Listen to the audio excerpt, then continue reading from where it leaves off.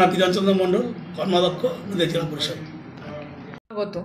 এবার শেষ 21শে জুলাই হয়ে গেল এবং এই 21শে জুলাই মঞ্চ থেকে এনআরসি বাংলায় হতে দেওয়া যাবে না বা হবে না, সেটুকু নিয়ে মমতা ব্যানার্জি নিজে আশ্বাস দিয়েছেন।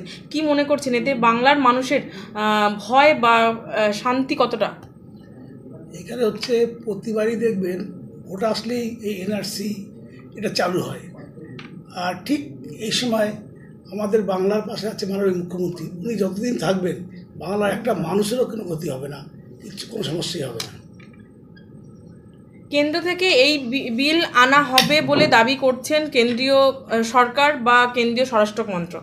তো সেখান থেকে দাঁড়িয়েই যে বাংলার এনআরসি নিয়ে এতটা তৎপর, এতটা উদ্গ্রীব কেন মনে হচ্ছে?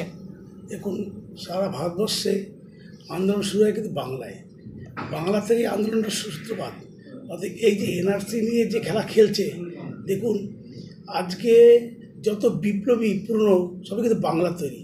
বাংলাকে ওরা সহ্য করতে পারছে অনেকগুলো কারণ, যে বাংলার যে ব্রেন, বাংলার যে মাথা, সেই মাথার কাছে কিন্তু ওরা হিন্দিভাষীরা একদম খুবই নগণ্য বা ছোটো, যার জন্য বাংলা যাতে উঠে না আসতে পারে তার জন্য কিন্তু বাংলা কীভাবে জব্দ করবে তার জন্য একটা প্রক্রিয়া।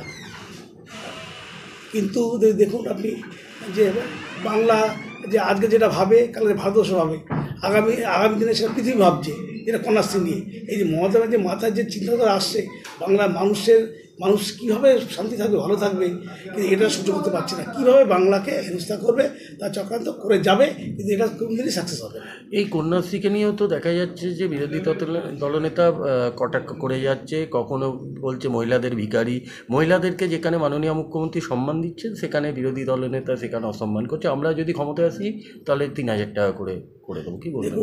শুভেন্দু অধিকারী মানুষ কত যে খারাপভাবে নিচ্ছে, ওর দলের মধ্যে ওর জায়গা পাচ্ছে না, যে ওর এমন একটা মানে ঠিক আধা পাগলের মতো হয়ে গেছে যে কি করবে ঠিক করতে পারছে না। কখনো ও দিলীপ ঘোষের বদনাম করছে, কখনো অমুক করছে, কিন্তু বাংলা মানুষ মমতা ব্যানার্জির সঙ্গে আছে, থাকবে এবং ছিল।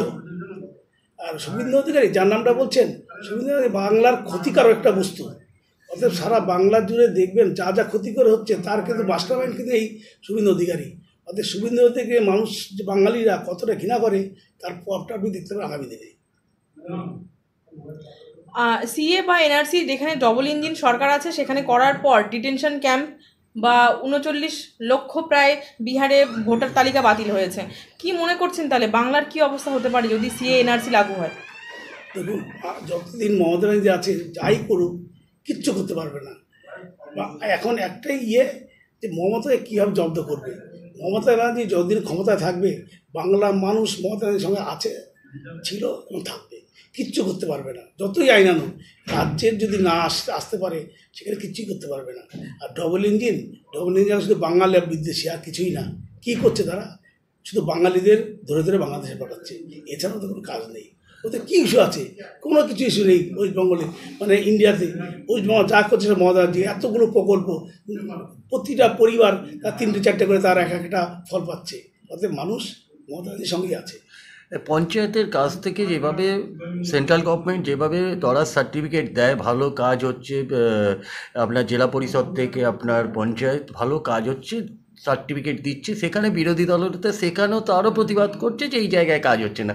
তাহলে কোন দিকে মানে মানুষের এটা পাঠার চেষ্টা করছে? আজকে দেখুন যে এই যে আবাস যোজনা টাকা আটকে রেখেছে, কিন্তু কিছু খুঁজে পেলো, এত কমিটি করলো, এত অন্ত করলো, হ্যান করলো, ত্যান করলো, মানে কেন্দ্রীয় টিম আসলো, কিছুই পেলো না। শুধু বাংলার এই টাকাগুলো যারা প্রাপ্য তারা আটকে রেখেছে। মমতা ব্যানার্জি নিজের তহবিল থেকে, রাজ্যের তহবিল থেকে সে বাংলার আবাস যোজনাটা হিসেবে টাকাগুলো দিচ্ছে। এইটা মমতা দিচ্ছে তো, কেন্দ্র দিচ্ছে না বলে দেখুন আপনি 100 দিনের কাজ, সেই টাকাগুলো দিচ্ছে না। কাজ করিয়েছে, হয়তো দিচ্ছে না, যার জন্য আমাদের জননেতা অভিষেক ব্যানার্জি দিল্লিতে গেল, ধর্ণা দিল, কী করলো? সব আটকে রাখলো, জেলে ঢোকালো, মানে লকআপে ঢোকালো, কিন্তু কিছু আটকাতে পারলো? মমতা ব্যানার্জি নিজে দিচ্ছে জিনিসগুলো।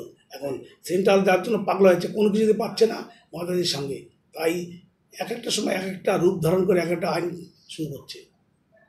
আচ্ছা দাদা, ওনারা বলছেন আমরা আসলে ওয়েস্ট বেঙ্গলকে সোনার বাংলা বানাবো, এইখানে এই রাজ্যে সব স্মৃতি যা আছে নষ্ট হয়ে যাচ্ছে, পহচান নষ্ট হয়ে যাচ্ছে, কিছু বলে নেই। এটা নিয়ে কি বলবেন আপনি? দেখুন, যে রাজ্যে ছিল না বিজেপি এসছে, রাজ্যে ত্রিপুরা কী করেছে, কী করেছে? বাংলাকে আমার সোনার বাংলা, এই বাংলার যে সম্পদ সব লুটে পুটে খাবে, আর কোনো কাজ নেই। বাংলা যদি ওদের একটাই স্বপ্ন, ভারতবর্ষ থেকে বাংলাটা আগে দেখছে, যে বাংলা তখন আগে চাই। ভারত সরকার এখন ওদের ইন্ডিয়া পরে, আগে বাংলা চিন্তাভাবনা এমনই হয়ে গেছে যে বাংলায় এমন যে সংস্কৃতি আছে যে বাংলার মধ্যে কী নেই সেটা দখল করার জন্য এত চিন্তা করছে, এই করে দেবো সেই করে দেবো, কিচ্ছু না। বাংলা মানুষকে যে কোথায় পাঠাবে ভাবতে পারবেন না, বাংলার সাথে কোথায় হবে যদি মমতা ব্যানার্জি না থাকে। তাই মানুষ বুঝতে পেরেছে, তা ওরাও বুঝতে পেরেছে যে ওয়েস্ট বেঙ্গল ওরা কোনোদিনই আসতে পারবে না। আবার অমিত শাহ ওয়েস্ট বেঙ্গলে আসতে চলেছেন। ওরা ওই ভোট আসলে আসে আবার চলে যায়। এই দেখুন না, আমাদের প্রধানমন্ত্রী আসলো, আগে জয় শ্রীরাম বলতো, আমরা দেখুন ওই যে রামায়ণ পড়ি, একটা গায়ে দেই হরে কৃষ্ণ হরে কৃষ্ণ রাম রাম হরে হরে, রাম তো আমরাও করি, কিন্তু ওদের রামকে জয় জয় শ্রীরাম। এই যে অট্টহাস্যভাবে বলা বা বিকৃতভাবে বলা, এগুলো কিন্তু ঠিক ভক্তিসূত্র দিয়ে নয়। তাই এখন আমাদের মোদিবাবু এখন শুরু করেছে জয় মা দুর্গা জয় মা কালী। তো ওরা দেখছে কোনোদিনই কিছু হচ্ছে না, রাম হচ্ছে না, এখন ধরছে দুর্গা। আবার দুর্গা যখন খাবে না তখন আটটা দিকে যাবে, এই যে হচ্ছে কালচার। যেখানে বলেছিলেন যে প্রধানমন্ত্রী যেখানে বলেছিলেন যে বাংলার সংস্কৃতি বাংলার কৃষ্টি নষ্ট করছে, মা কালী মা দুর্গাকে অপমান করা হচ্ছে, আজকে দেখা যাচ্ছে তাদেরই মুখে, আজকেই কলকাতার বুকে ঢুকে মা কালী মা দুর্গার নাম। তাহলে মানুষকে কি বোঝানোর চেষ্টা করছে ওরা? দেখুন, যখন একটা খেই হারিয়ে পারে না যে কোনো মানুষ, কোনো কিছু গিয়ে কিছুই যখন হয় না তখন ওরা বকা শুরু করে, একটু সময় হয়ে এসছে। বাংলার সাথে কোনোদিনই পারে না, বাংলার যে মাথা, বাংলার যে চিন্তাধারা, এটা কতটা প্রকট সেটা মমতা ব্যানার্জি দেখিয়ে দিয়েছে। যার জন্য এক এক সময় এক এক রকম কথা বলে।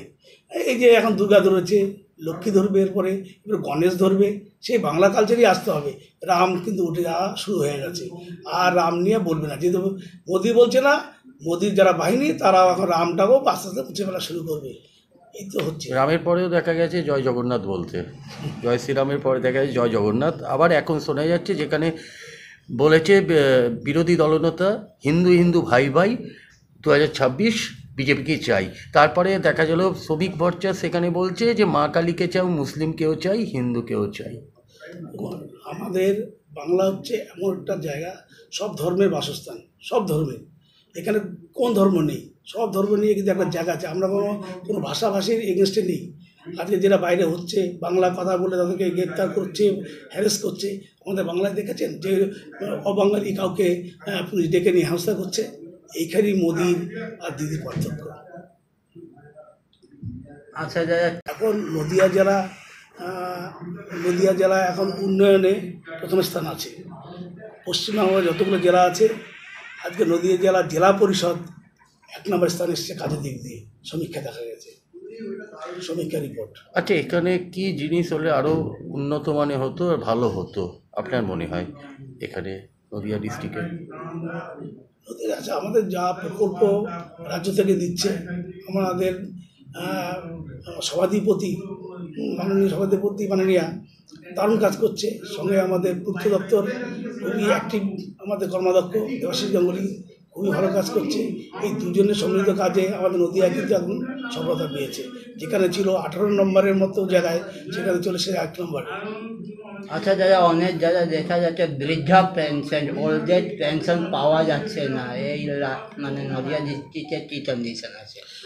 আমাদের বর্তমানে নদিয়া জেলায় বার্ধক্য ভাতা স্মুথলি চলছে।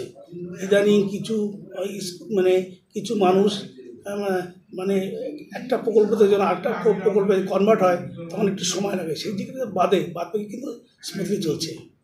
আচ্ছা, বঙ্গের রাজনীতি